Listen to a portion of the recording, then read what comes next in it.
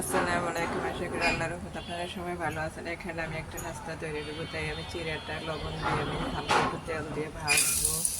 চিড়াটা বাদামি কালার হয়ে উঠলে আমি নামাই নেব। আমার তাই উঠে সামান্য একটু চনা বুট গরম করে নেব।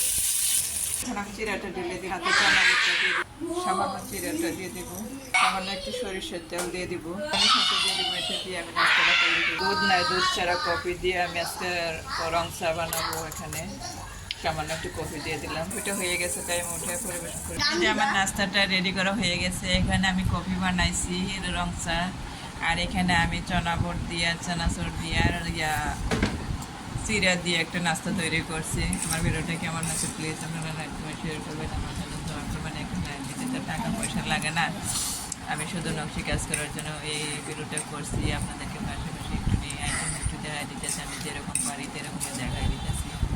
এই যে আমার ছোট্ট বেবিটা খাওয়ার জন্য কি পাগল হয়ে গেছে, এই যে হাতে নিয়ে